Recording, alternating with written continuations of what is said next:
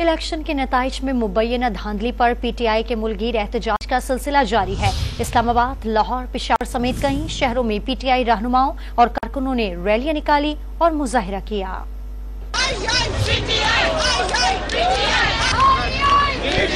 اسلام آباد میں P T I کی احتجاجی ریلی F9 پارک سے نکالی گئی۔ ریلی کی قیادت شیر افضل مروت نے کی۔ کارکنوں نے انتخابی نتائج میں مبینہ دھاندلی کے خلاف بھرپور نعرے بازی کی۔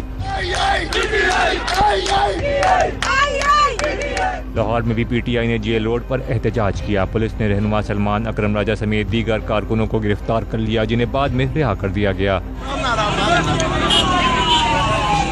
پشاور میں الیکشن نتائج کے خلاف احتجاجی ریلی سے خطاب میں پی ٹی آئی رہنما علی امین گنڈاپور نے کہا کہ چیلنجز درپیش ہیں، لیکن اپنے حق کے لیے نکلتے رہیں گے۔ میری یہ درخواست ہے کہ فری اینڈ فیئر الیکشن کی طرف جاتے ہوئے تمام نتائج کو درست کیا جائے، اور میری باقی تمام آروں سے کہ جو اس جرم میں شریک ہوئے ہیں ان سے گزارش ہے کہ اصلاح کا وقت ہے۔